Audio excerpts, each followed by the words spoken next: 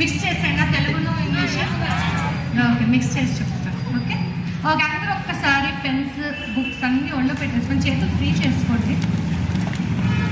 ఎందుకంటే ఇంకా మీరు ఆ క్లాస్ రూమ్ ఎన్వైరన్మెంట్లోనే ఉన్నారు, మీ బ్రెయిన్ ఇంకా క్లాస్ రూమ్ ఎన్వైరన్మెంట్లో ఉంది still. Okay, just will do a small thing. Okay, claps వచ్చా? క్లాప్స్ కొట్టడం వచ్చా? రిథమిక్ క్లాప్స్ వచ్చా? 1 2 3. Do you know that? నేను చేతితో స్టాప్ అని చేతితోనే చెప్తాను, అప్పుడు మీరు స్టాప్ చేయాలి. Okay, start.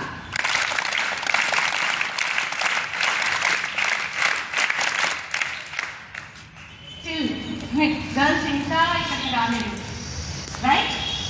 ఇదే సైకలాజికల్ ప్రాబ్లం. బాడీ ఇక్కడ ఉంది, బ్రెయిన్ ఎక్కడో ఉంది, అదే చదువుతుంది ఇప్పుడు, రైట్? ఇంకొకసారి చేద్దామా? Come on, start.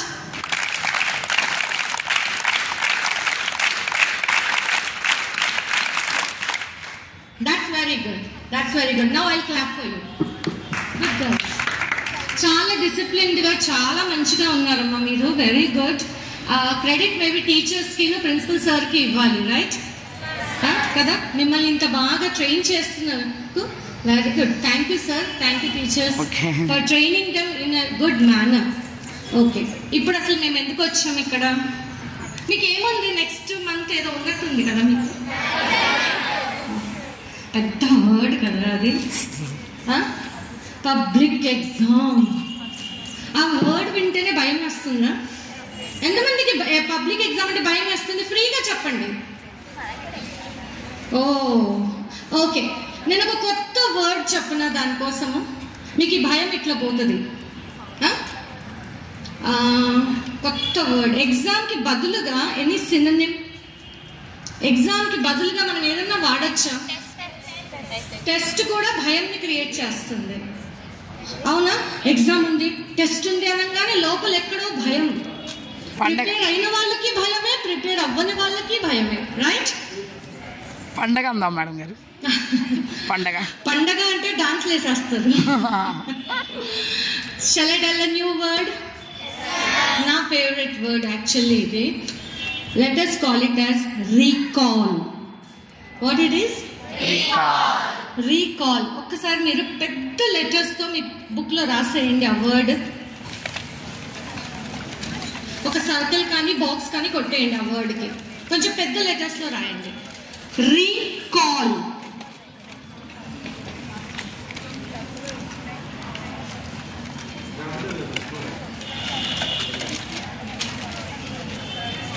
ఎవరైనా చెప్తారా రీకాల్కి మీనింగ్ ఏంటో? Once again. సో మనకి బ్రెయిన్లో ఉన్నది ఇంకొకసారి రీకాల్ చేసుకొని పేపర్ మీద రాయటం. ఇప్పుడు ఈ రీకాల్ అనే వర్డ్ మీకు టెన్షన్ ఇస్తుందా? సో ఇక్కడ నుంచి మనం ఎగ్జామ్ బదులుగా రీకాల్ అని మాట్లాడుకుందాం. ఎగ్జామ్ అనేసరికి చిన్నప్పటి నుంచి మేబీ ఒక 1 year 2 years నుంచి లోపల ఎగ్జామ్ అనే వర్డ్ బ్రెయిన్కి టెన్షన్ ఇచ్చేసింది, అవునా? చిన్న యూనిట్ టెస్ట్, 10 marks టెస్ట్ ఉన్నా భయమే పిల్లలకి, అవునా? 10 marks టెస్ట్కి ఎందుకు భయపడుతున్నారు? హార్డ్లీ 2 questions 3 questions, కానీ ఆ వర్డ్ వల్ల మీ బ్రెయిన్కి భయం వస్తుంది. So let us change the word. What is the word? Recall. బ్రెయిన్లో ఫిక్స్ చేసుకోండి రీకాల్ అనేది. ఎగ్జామ్ ఈజ్ నథింగ్ బట్ మీరు చదివింది రీకాల్ చేసి బ్రెయిన్. సో మీ బ్రెయిన్ కెపాసిటీ ఎంతో చెప్పగలరా? బ్రెయిన్లో స్టోర్ అవుతుంది కదా, ఇదంతా ఇన్ఫర్మేషన్ అంతా బ్రెయిన్లో స్టోర్ అవుతుంది, రైట్? సో బ్రెయిన్ కెపాసిటీ, ఒక హ్యూమన్ బ్రెయిన్ కెపాసిటీ ఎంత? సూపర్ బ్రెయిన్స్ వదిలేయండి, జనరల్గా ఒక బ్రెయిన్ కెపాసిటీ హౌ మచ్? ఎన్ని బుక్స్ స్టోర్ చేయగలరు? Let us make it as a simple thing. ఎన్ని బుక్స్ స్టోర్ చేయగలరు? ఎనీవన్? మైక్ ఇస్తా, చెప్పండి. మీ ప్రకారం ఎన్ని బుక్స్ స్టోర్ చేయగలరు మీరు మీ బ్రెయిన్లో? చెప్పాలి. 6 ఓకే, 7 ఓకే, 8 ఓకే. ఇంకా ఫాస్ట్గా కావాలి ఆన్సర్స్. మీరు తొందరగా ఇంటికి వెళ్ళాలంటే నేను చెప్పాల్సిందంతా చెప్పి ఆన్సర్ చెప్పండి. 5 50. ఓకే, లాస్ట్ ఆన్సర్ ఒక్కటి చెప్పండి. ఇన్ఫినిటీ ఉండదమ్మా, ప్రతిదానికి ఒక లిమిట్ అంటూ ఉంటుంది, రైట్? 9. ఓకే, నేను చెప్పనా? యాజ్ అ సైకాలజిస్ట్ నేను చెప్పనా ఎన్ని బుక్స్ మీ బ్రెయిన్ లో స్టోర్ చేయగలరు అనేది? 4.7 billion books. Wow. Come on, write it on your paper. Brain can store 4.7 billion books. అవునా? అర్థమైందా? ఎన్ని బుక్స్ మీరు బ్రెయిన్ లో పెట్టుకోగలరా? ఈ పొట్టలో కూడా అన్ని చిప్స్ సరిపోవు, కానీ మీ బ్రెయిన్ లో అన్ని బుక్స్ వస్తాయి. చిప్స్ తింటారా? బాగా తింటారు కదా చిప్స్, కుర్కురే అవన్నీ తింటారు కదా, అన్ని పొట్టలు పడతాయా? కానీ బ్రెయిన్ ఎంత ఉంటుంది? ఇంతే ఉంటుంది, right? But still it can store so many books. ఇప్పుడు మీకు ఎన్ని సబ్జెక్ట్స్ చెప్పండి, ఇది తక్కువ అని చెప్పాలి. రాసేయండి. Subjects equal to 7.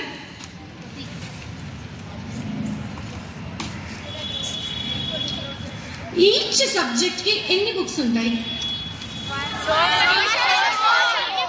మా టెక్స్ట్ బుక్స్ చెప్పండి అమ్మా, నోట్ బుక్స్ చెప్పద్దు. సోషల్ 4. ఓకే, మొత్తం కౌంట్ చేసి చెప్పండి ఎన్ని బుక్స్ ఉన్నాయి మీకు, ఎన్ని టెక్స్ట్ బుక్స్ ఉన్నాయో చెప్పండి. 10, 12. ఓకే, టోటల్ టెక్స్ట్ బుక్స్ రాయండి. 12. Total text books 12.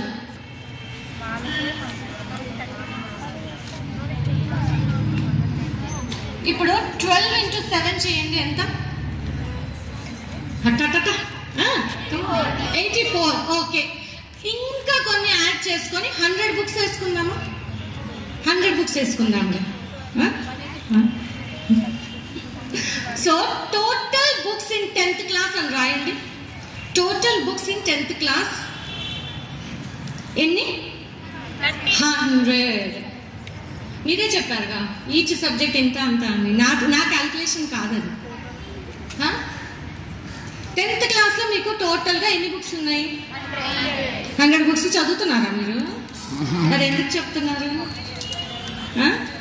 7 సబ్జెక్ట్స్ ఉన్నాయి, ఈచ్ సబ్జెక్ట్లో ఎక్కడో క్యాల్కులేషన్ తేడా చేస్తున్నారు. సో అటెంటివ్గా ఉండండి. ఆన్ అన్ యావరేజ్ మీరు చదివేది ఎన్ని బుక్స్ అనేది మీకు ఒక క్లారిటీ లేదు.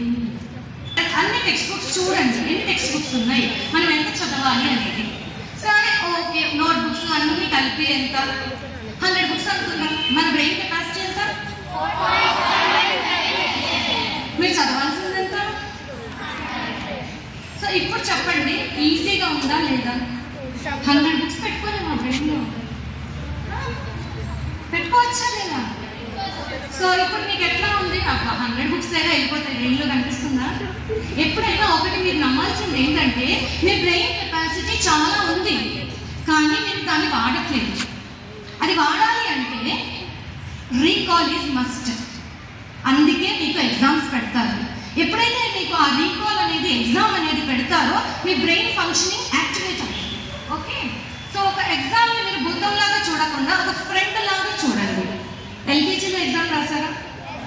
అప్పుడు మీకు తెలియకుండా రాసుకుంటారు, చెప్పరు కదా టీచర్స్ ఎగ్జామ్ అని. ఇప్పుడేమో టీచర్స్ చెప్తున్నారు ఎగ్జామ్ అని. That only different, that's all. So మీకు ఎల్కేజీ నుంచి ఒక ఫ్రెండ్ మీకు ఉంటూనే ఉంది, అదేంటది? ఎగ్జామ్. మరి సడన్ గా 9th 10th వచ్చిన తర్వాత ఆ ఫ్రెండ్ని పక్కన ఎందుకు పెడుతున్నారు? ఆ ఫ్రెండ్ అంటే ఎందుకు భయపడుతున్నారు? ఆ ఫ్రెండ్ని ఫ్రెండ్ లాగే చూడండి, అప్పుడు మీకు భయం ఉండదు, రిలాక్స్డ్గా ఉంటుంది. నా ఫ్రెండ్ నాతోనే ఉంది అనే కాన్ఫిడెన్స్ ఉంటుంది. ఎగ్జామ్ రాయడానికి కాన్ఫిడెన్స్ వస్తుంది. ఎప్పుడైతే లోపల భయం ఉండదో కాన్ఫిడెన్స్ వస్తుంది. ఓకే, ఆమె క్లియర్? అర్థమైందా నేను చెప్పింది? ఉట్టి ఎస్ మ్యామ్ గారు నిజంగా చెప్పండి, అర్థమైందా? That's really good. నేను లాస్ట్లో మళ్ళీ రీకాల్ అడుగుతాను. ఓకే, సో బ్రెయిన్ కెపాసిటీ తెలిసింది, right? Right, clear? So next point ఏంటి? మీకు స్ట్రెస్ ఎందుకు వస్తుందో నాకు చెప్తే నేను దాన్ని చెప్తాను. ఎందుకు వస్తుంది స్ట్రెస్ చెప్పాలి. ఎవరో ఒకరు టక్ టక్ టక్. ఏం ఫీల్ అవుతున్నారు? ఎగ్జామ్ అంటే ఏం ఫీల్ అవుతున్నారు? ఆల్రెడీ మీకు నెక్స్ట్ మంత్ ఎగ్జామ్, రైట్? ఏం ఫీల్ అవుతున్నారు మీరు?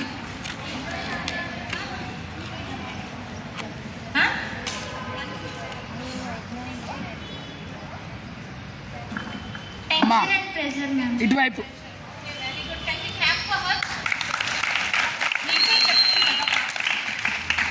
నేను చెప్తాను, క్లాప్స్ ఇవ్వాలి. రైట్. టెన్షన్, ప్రెషర్ ఎందుకు వస్తుంది? ప్రిపరేషన్ తగ్గి వస్తుందా? కానీ నా సైకాలజిస్ట్ ప్రకారం ఏంటంటే స్ట్రెస్ కూడా మంచిదే. There are 2 types of stresses actually, good stress and bad stress. Good stress ఏంటంటే మిమ్మల్ని పుష్ చేస్తుంది ఏదన్నా చేయటానికి. ఒక డెడ్ లైన్ ఉంటే మీరు డెఫినెట్గా మిమ్మల్ని మీరు పుష్ చేస్తారు, అవునా? ఇప్పుడు మీకు స్కూల్ జూన్లో స్టార్ట్ అవుతుంది. ఇంత అటెంటివ్గా ఉంటారా జూన్లో? డిసెంబర్లో కూడా ఉండదు, అవునా? జనవరి వచ్చేసరికి డెడ్ లైన్, ఎగ్జామ్స్, అవునా కదా? సో కొంచెం ఉండాలి, స్ట్రెస్ అనేది ఉండాలి, డిస్ట్రెస్ ఉండకూడదు. Distress is bad stress. Distress ఇది వచ్చింది కదా, గమనిస్తాయి. స్ట్రెస్ ఉన్నప్పుడు actual good stress is good. కొంచెం స్ట్రెస్ ఉంటేనే మనం పని చేస్తాము, లేకపోతే చెయ్యం. స్కూల్ టైమింగ్ 8 o'clock అనుకోండి, అప్పుడే మనం పరిగెత్తుకుంటూ వస్తాం. అదే స్కూల్లో 10కి కూడా రావచ్చు. మేడం గారు సార్ 11కి రాణిస్తారు, 2కి రాణిస్తారంటే ఒక్కొక్కళ్ళు ఒక్కొక్క టైంకి వస్తారు. కానీ ఒక పర్టికులర్ టైం ఎందుకు పెట్టారు? డిసిప్లిన్. ఈ వర్డ్ గుర్తుపెట్టుకోండి, రాసుకోండి, డిసిప్లిన్. నేను తర్వాత చెప్తా దీని గురించి, ఓకే? సో డిస్ట్రెస్ ఏంటంటే కొంతమందికి బాగా ఎక్కువ స్ట్రెస్ వస్తుంది. ఎందుకు వస్తుందమ్మా స్ట్రెస్? మీకు ఎగ్జామ్ అంటే 9th రాశారు, ఇప్పుడు 10th ఎందుకు వస్తుంది? భయం ఎందుకు వస్తుంది? దానికి నేను సొల్యూషన్ చెప్తాను. Next, fast. Life turning point. Okay, లైఫ్లో మార్క్స్ అడుగుతారు. ఓకే, ఇంకా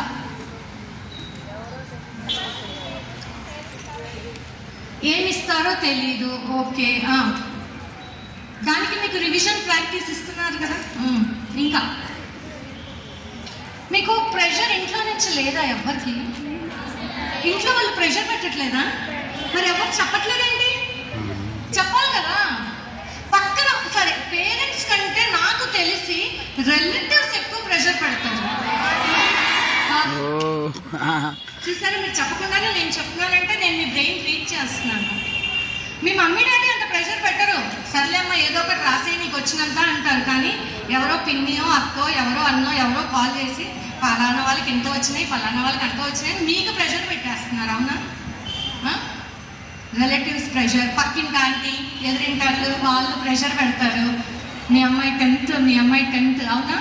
మీరు ఈ రాంగ్ వర్డ్స్ అన్ని బ్రెయిన్లో ఫీడ్ చేసుకొని మీరేంటంటే టెన్షన్ తెచ్చుకుంటున్నారు. ఆ టెన్షన్ 3 types ఉంటాయి. ఒకటి ఏంటంటే ఫిజికల్ టెన్షన్.